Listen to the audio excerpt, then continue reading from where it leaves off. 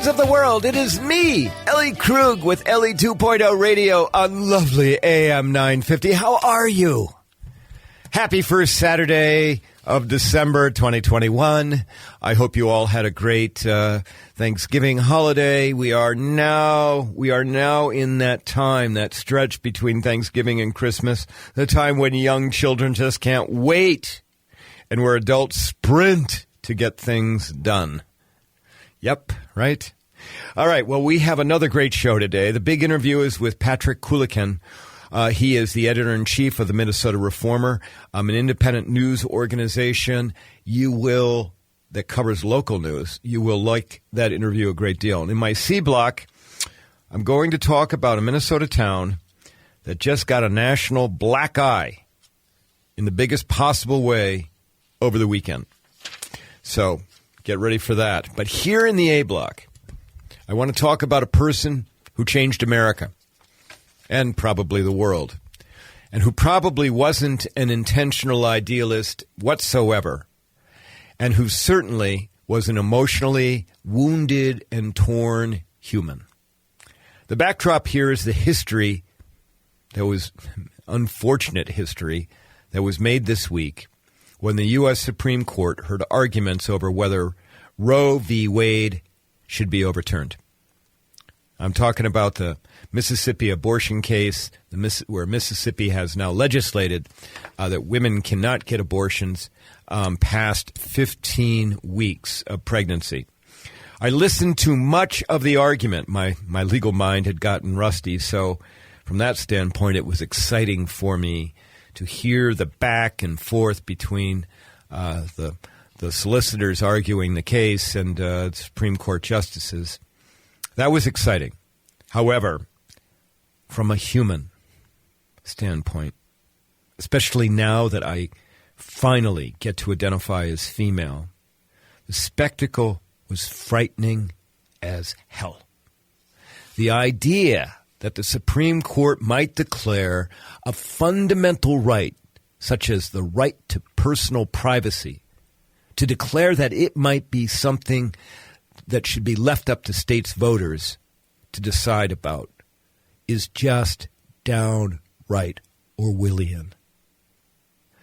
But right now, we just have to wait, because we won't get the court's decision on the Mississippi abortion case until June of next year.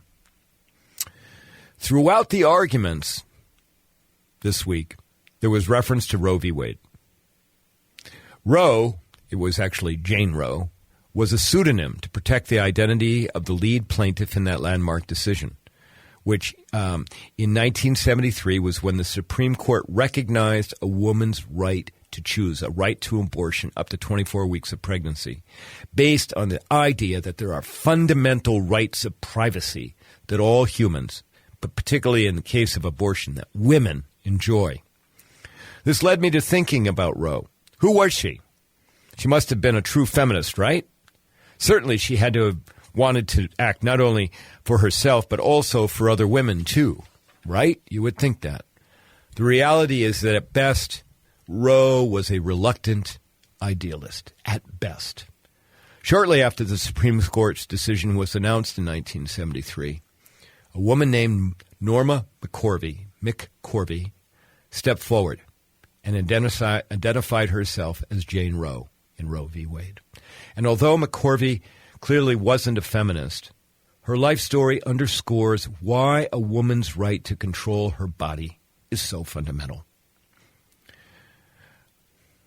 Norma McCorvey was born in Shreveport, Louisiana in 1947. Her father was a TV repairman who left the family when Norma was 13 years old. But before that, Norma had been placed into a Catholic boarding school when she was 10 years old. Soon afterward, Norma ran away from the boarding school with another girl. I mean, we're talking at 10 years old. Stole some money from a gas station, cash register, and then with that other girl, they were able to travel from Louisiana, from Texas, where the family was living at the time, to Oklahoma City. The girls got caught, and from ages 11 to 15, Norma McCorvey was deemed a ward of the state of Texas and confined to the Texas State School for Girls. Once she was released at age 15 from the state school for girls, she lived with a male cousin who repeatedly raped her. Norma's mother, who had an alcohol problem, believed the cousin's denial about the rapes. By the time Norma was 16, she was married to a man 7 years older. 16, married to a man 23. That's a whole other discussion we can have about children being married, but maybe that's another show. The man was abusive to Norma, and she left him. But at the time, she was pregnant. At age 18, Norma McCorvey gave birth to a daughter, who her mother eventually adopted. There's a story about how the mother tricked Norma into signing away her parental rights for this daughter named Melissa. Fast forward a couple years, by 1966, when Norma was 19 years old, she again became pregnant. She placed that baby up for adoption. 2 years later, Norma was pregnant for a third time. Now 21 years old, Norma sought an illegal abortion in Texas. By the way, at that time, all abortion was illegal in Texas. And so we're talking, 1968. And so without success, she couldn't find a doctor. Norma then was referred to a Dallas adoption lawyer who eventually put Norma in touch with two attorneys, Linda Coffey and Sarah Weddington, who eventually convinced Norma to make herself the plaintiff in a case to overturn abortion bans across the country. She took on the pseudonym Jane Roe, and by 1973, we have the Supreme Court's landmark decision, Roe v. Wade. By the way, Wade in Roe v. Wade, Wade was the local district attorney. Of course, the Supreme Court's decision in 1973 came down long after Norma had given birth to baby number 3. She placed that baby for adoption as well. Now, one would think that the story ends there, okay? But in Norma's case, things took a dramatic turn. After the Roe v. Wade decision in 1973, for more than a decade, Norma worked in an abortion clinic. And she eventually wrote a book titled I Am Roe, which came out in 1994. So her book comes out about 20 years after the court decision. At a book signing, Norma was approached by an evangelical pastor, and they developed a friendship. And not long after that, Norma renounced her support for abortion, renounced her support for the right to choose, and she became a spokesperson, for Operation Rescue, anti-abortion group. You may remember that name. I don't even know if they're still in business, but back in the late 90s, they were pretty big. By 1997, Norma had a second book out. So within 3 years of meeting this evangelical pastor, she changes course dramatically, and within 3 years, she's written another book, Won by Love, where she wrote about being the pawn of anti-abortion activists, and being a pawn of abortion activists, and her conversion to Christianity. Okay, so in 97, she's writing, nope, they used me to get the abortion ban overturned, and by the way, I've now found religion, and she eventually became a Catholic, and then started taking part in anti-abortion protests and demonstrations. Now, mind you, every time she would do that, okay, when she'd go to a demonstration or when there was some kind of event, her picture and her name would be plastered all over that for anti-abortion people to see. Okay, why were they doing that? Because Norma McCorvey became the poster child of people who are against abortion. In 2017, Norma McCorvey died of heart failure. She was 69. But still, that's not the end of the story. A year and a half ago, in May of 2020, the FX network aired a documentary titled AKA Jane Roe, which included an interview with Norma shortly before Norma died. In what Norma McCorvey described as a deathbed confession, Norma said that her anti-abortion activism for religious groups had been, quote, all an act, which she did because she was being paid by anti-abortion religious organizations. Norma went on to say, quote, "I was the big fish. I think it was a mutual thing. I took their money, and they'd put me out in front of the cameras and tell me what to say," unquote. In that FX interview, Norma added, "If a young woman wants to have an abortion, that's no skin off my butt.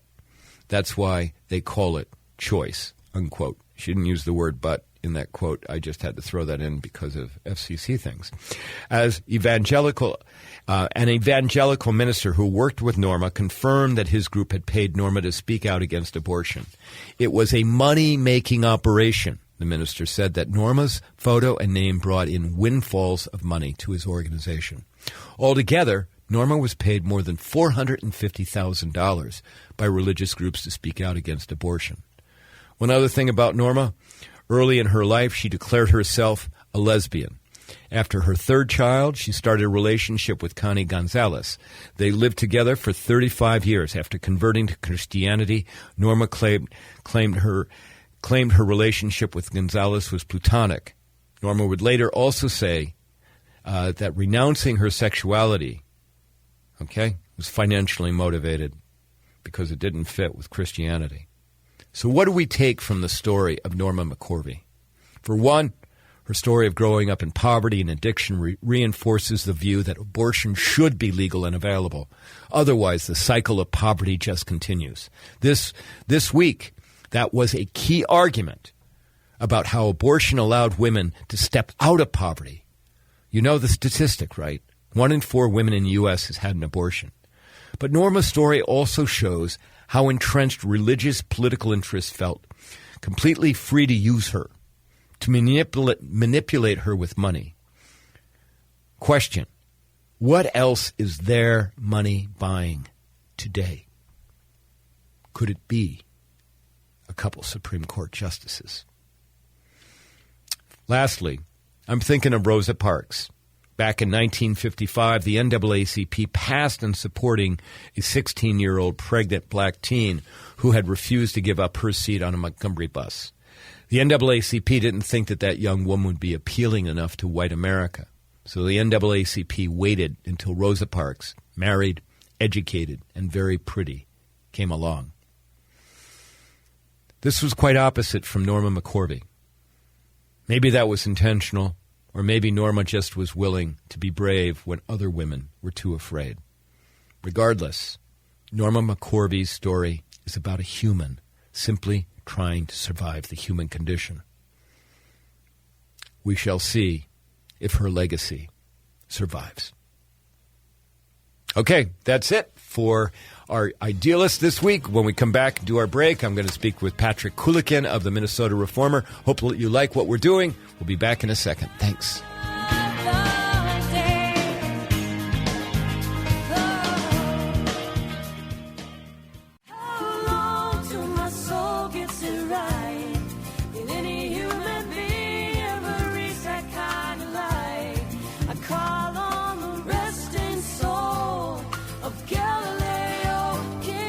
And we're back.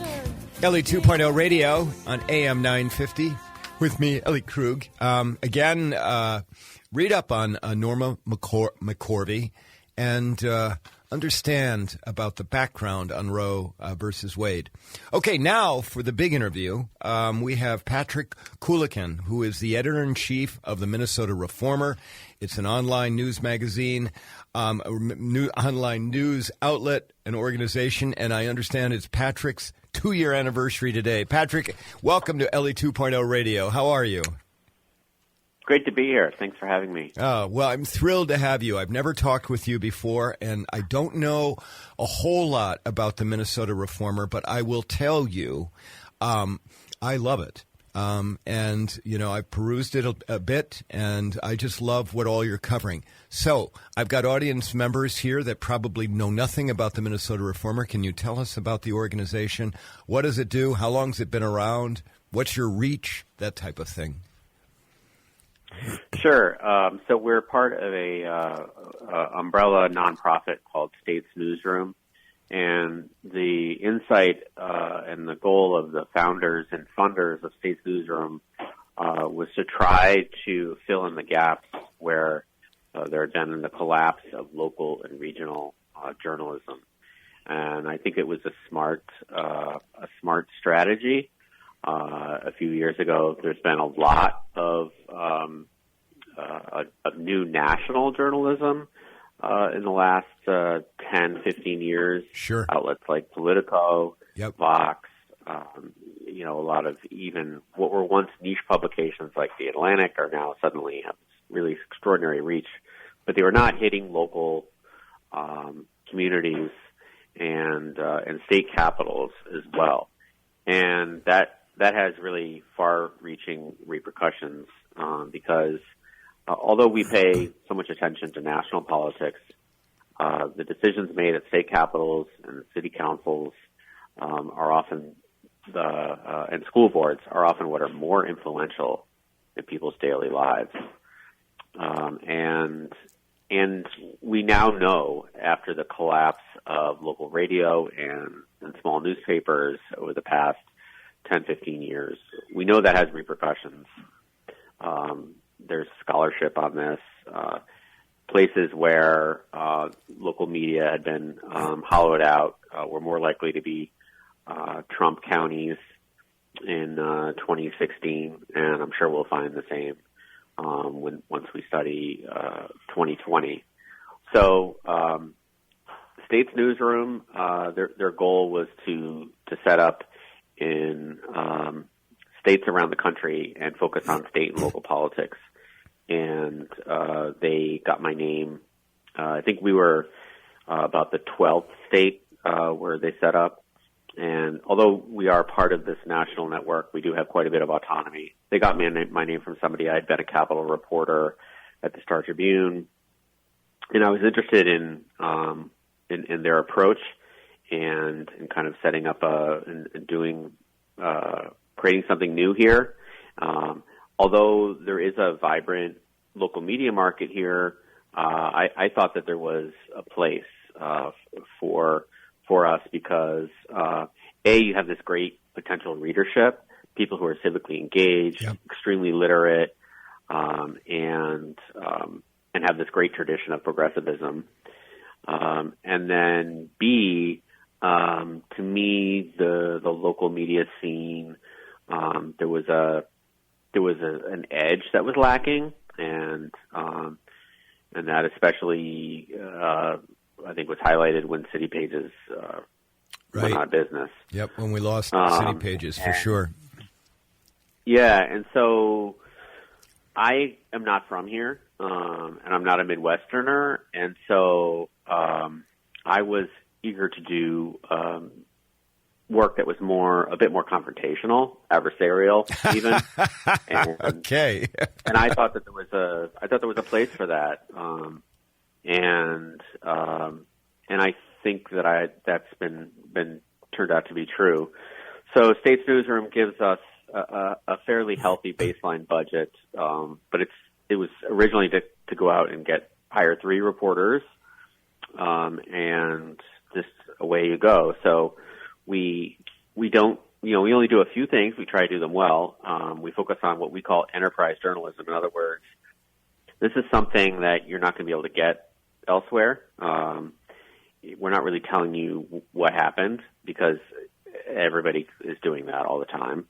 We're kind of giving you the underlying causes, okay. And we focus on sort of like investigations, analysis, or storytelling. And at our best, we're all 3. And then we have commentaries, guest commentary. And then I'm currently on paternity leave, but usually I would write a daily newsletter. My staff has been filling in for me on that, in which we try to be colorful and incisive, share our work, share other media outlets' good work, and that's basically all we're doing. But I think we filled a gap. Yeah, and Patrick, so tell me, how long has the Reformer been around? Is it just a couple of years? We launched January 14th of 2020. So about 6 weeks after I started, we opened up, and it was an amazing time to start a news outlet because the pandemic, of course, was already stirring in the Far East, and then had reached our shores, a month or two later. So, a month, 6 weeks after we had office space, we suddenly were now working remotely. And then, of course, George Floyd was murdered 2 months after that. And then you had this, kind of crazy historic election. And then you had January 6th after that, and then the trial. And so it's been a really intense period of news for us to cover, and I think we've met the challenge. All right, so Patrick, we're going to have to take a break in a minute and a half or so. But before we do that, if people want to, get on the mailing list for the Minnesota Reformer, how do they do that? Yeah, just go to our website and you'll see a button pretty plainly that says subscribe, and then you'll get our daily newsletter, and that's a really good entry point into all of our work. And I would certainly recommend that. And because it's not just that's a standalone product. I mean, we're going to give you the stories and commentaries that we've written. But we're also going to kind of give you our take on the news of the day. Okay, and I mean it's a rich amount of news. So, do you invite people on the street to submit stories, to submit pieces? Of course, that you determine whether they're appropriate or not and written or not, or is it just based on content coming from your three reporters? We've actually developed a stable full of I call them independent journalists. They're basically freelancers with varying levels of expertise and experience. Some folks who have published in national magazines, all the way down to people who are just trying to get into journalism. Mm-hmm. And I'm very open to that, to inviting people into the process. I think that there's a fanciness to big newsrooms, and in terms of kind of putting up guardrails and barriers. And I would like us to be a way for people to do journalism if they want to. The reality is that journalism is just going out and finding out information. Right. And I'm not. Patrick, we got to take our break. Okay, Patrick, we got to take our break. Sorry to run over you. And when we come back, we'll talk more about that. And I want to really talk about the nature of independent journalism today in 2021 and going to 22, how it's threatened. We'll be back with you in a second. Listeners have been speaking to Patrick Coolican, who's the editor-in-chief of the Minnesota Reformer. When we come back from our break, we'll talk with Patrick more. Thanks.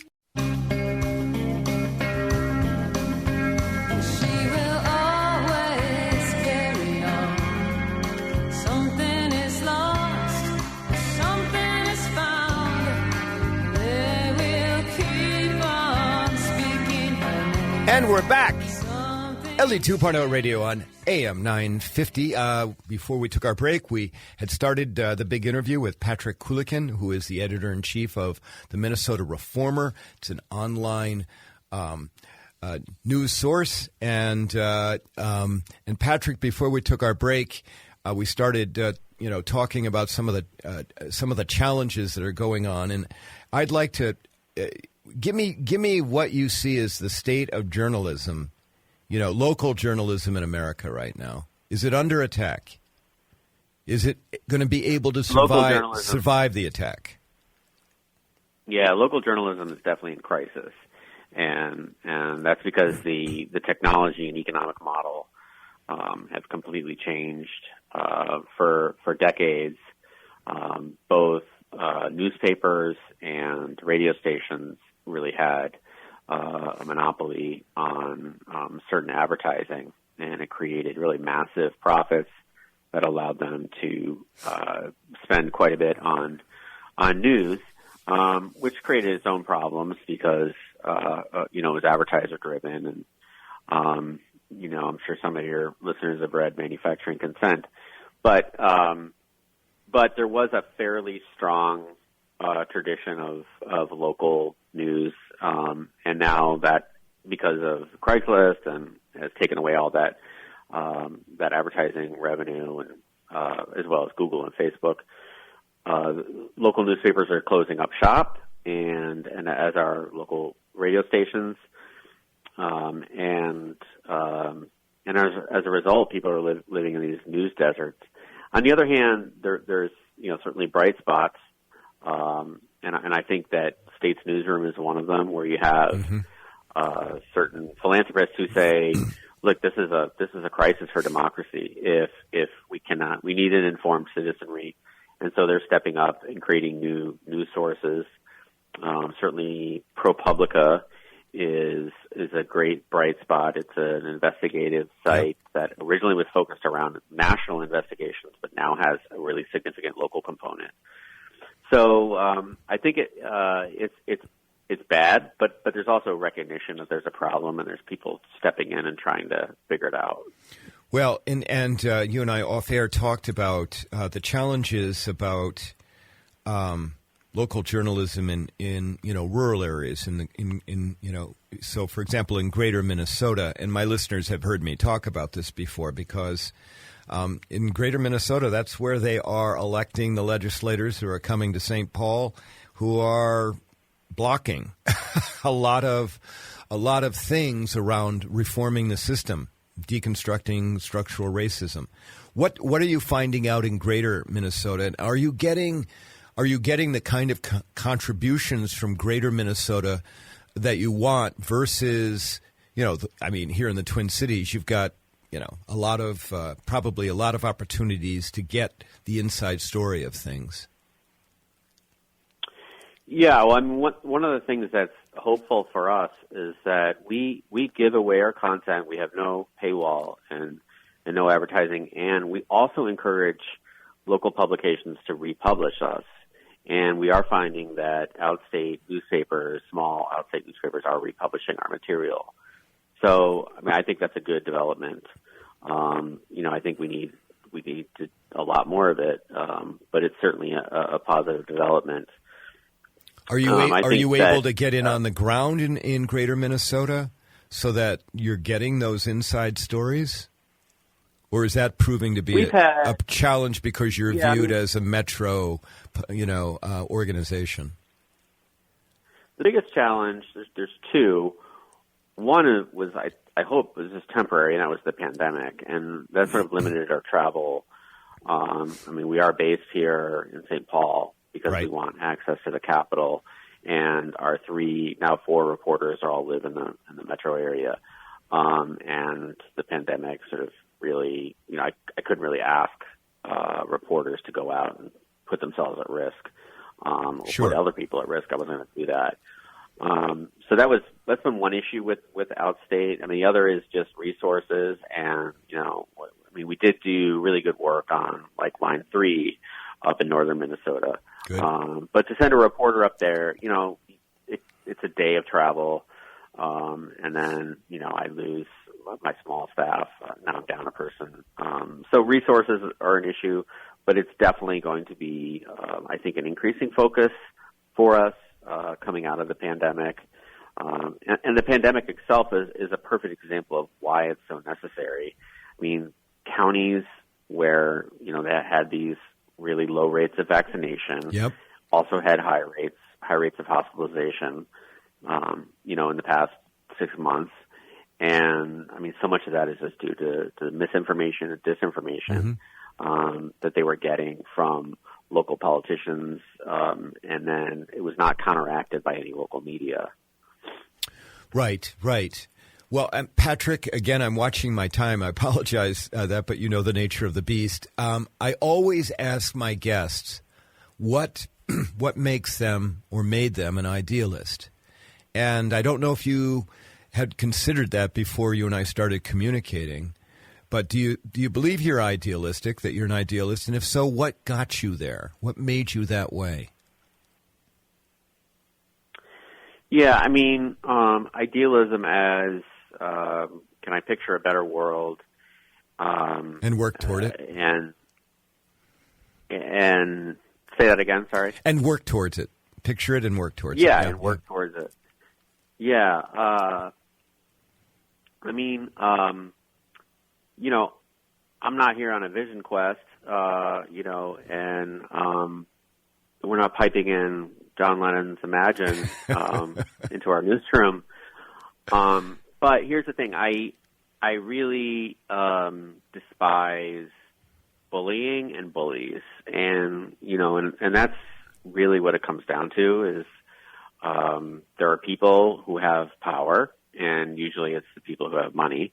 Mm-hmm. And then there are those who don't. And it seems to be wildly imbalanced in the United States, and we have a mechanism to change that. And that's self-government, that's democracy, and then my role in that is to inform the public about that behavior. You know, and then sort of related to that is just I just kind of enjoy asking powerful people impertinent questions. All right, you have to do it. Yep. And it's, you know, we've been given this right by the Constitution, and why would we not take advantage of it? And you know, I'll be honest, it's kind of thrilling to be, you know, to stand sort of toe to toe with the governor and know that we are equals as citizens. And in reality, he doesn't have any more power than I do in a certain kind of way. And that is thrilling to me, and it's something that we all need to recognize. I think that we are equals, and that we have a right to ask those tough questions and to confront. And so I love that. Well, I think that you know, the just viewing things between power and bullying. I mean, there is so much of that. The next segment that after you're done here, I'm going to be speaking about what's gone on in Hastings, Minnesota, with some horrible bullying of a family of a transgender kid. Well, listen, Patrick, I've really enjoyed talking with you, and I wish you the best. Congratulations again on your 2-year anniversary as the editor-in-chief of the Minnesota Reformer. And I wish you the best going forward, and I am going to be subscribed to your newsletter, and I look forward to learning more about what's going on in Minnesota. It's been great to be here. Thank you for having me. Thanks so very much. All right, listeners, we've been speaking with Patrick Coolican, the editor-in-chief of the Minnesota Reformer. Check out the Minnesota Reformer. Go to their website. Go sign up for their daily newsletter. When I come back from the break, you got already a preview of what I'm going to be talking about in the C Block. So, talk to you then.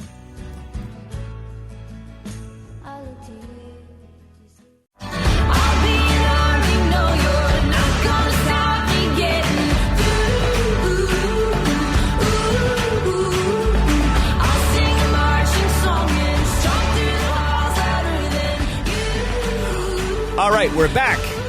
Ellie 2.0 Radio on AM 950. Please check out the Minnesota Reformer. They are doing incredibly important work. Get on their mailing list. Find out what's going on, because it is some really great stories on there. All right, now, and as I was talking to Patrick Coolican, you got a foreshadowing of what I was going to talk about here in my C Block. So I want to talk about Hastings, Minnesota. That town, over the weekend, got the biggest black eye that any town in America could get. There was a story on CNN. I think it came out on Sunday, the 28th of November. Both print story as well as there's at least a 5 or 6 minute video about Kelsey Waits, her husband Chris, and their 2 children. Kelsey was president of the local school board in Hastings, which meant this year she and other board members fielded some tough issues around masking, diversity inclusion topics, You know, you've been keeping track of what's going on in America with local school boards, right? In the course of campaigning for re-election, as Kelsey was trying, the campaign season, a Facebook group sprung up in Hastings. It was first named Conservative Parents of Hastings, and then it was changed to Concerned Parents of Hastings, probably trying to be a little bit more subdued, sublime about what they were trying to do.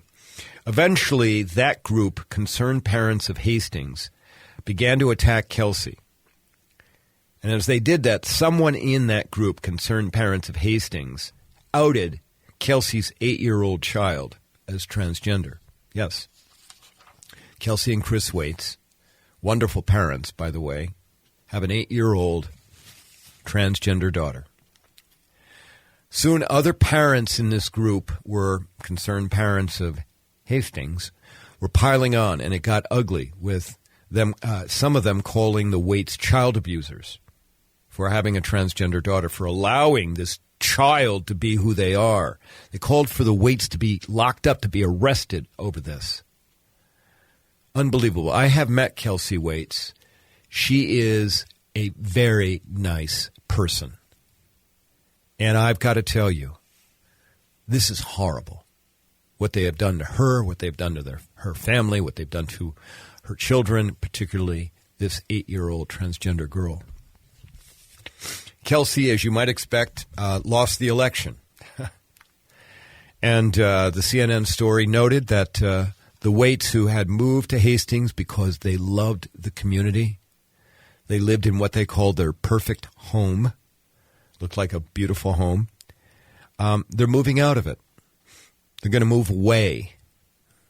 And the reason for that was that the Waits fear for the safety of their transgender child. Not necessarily that other kids would do something, okay? But that the parents, some parents might do something to their child. Think about that. Now, those of you who have been listening to this show for a long time, or maybe reading my work online in Lavender Magazine or Minnesota Women's Press, know that Hastings has shown up on this show before. By the way, Hastings, it's a beautiful town. It's on the Mississippi River, about 35 miles south of the Twin Cities. It's located on rolling hills, wonderful forests. It's a really nice town. But back in 2 years ago, November of 2019, actually show number 97, on November 19th, 2019, if you want to make a note of it, I talked about Hastings because earlier that year, in 2019, or maybe it was in 2018, it took me time to get into the town. Several churches and a Christian academy issued a public letter decrying transgender people. They called it transsexualism in our schools, and saying they did not want transgender people in Hastings, that we were a threat. That somehow, I think the implication was that we might turn their children into being transgender. So I went to Hastings. I spoke on a cold November night to 140 people in a school auditorium. I talked about what it meant to be transgender. I talked about how all of us can be considered other in one way or another. I answered questions from the audience for nearly an hour. Many of the people in the audience were from those churches.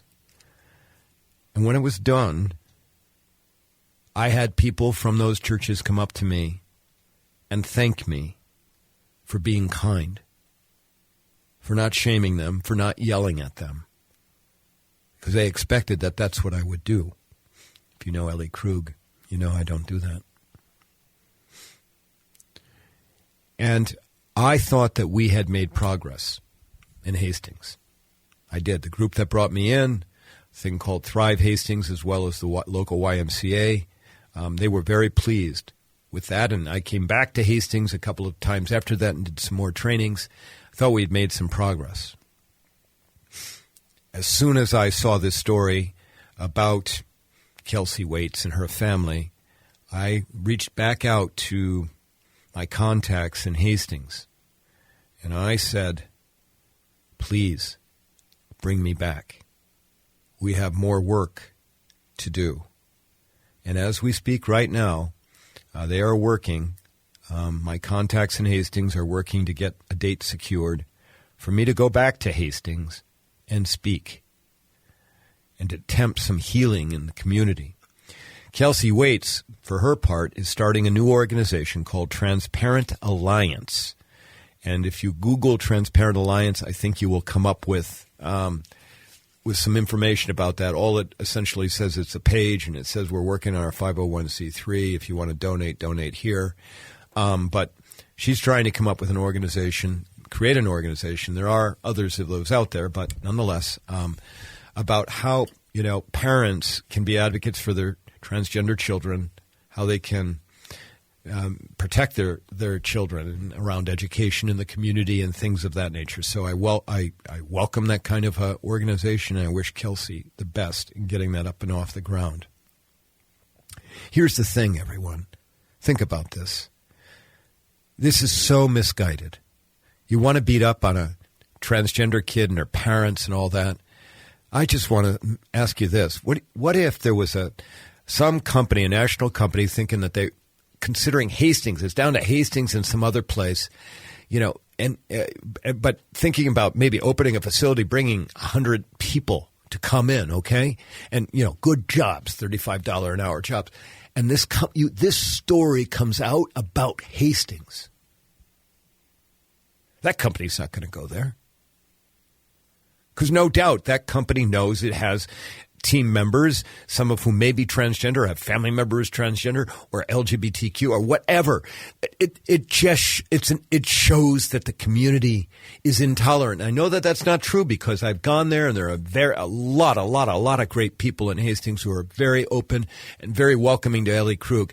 But that black eye can set that community back for a decade.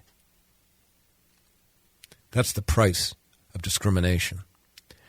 Okay, well, listen, that's all I've got to say. Stay tuned about Hastings. I will let you know. Maybe you'll want to come see me speak. Big thanks to my producer, Patrick, also named Patrick.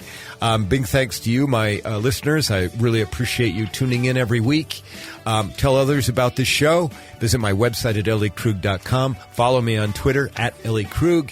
And most of all, go out between now and next Saturday. Go and do something to make the world better. Thanks.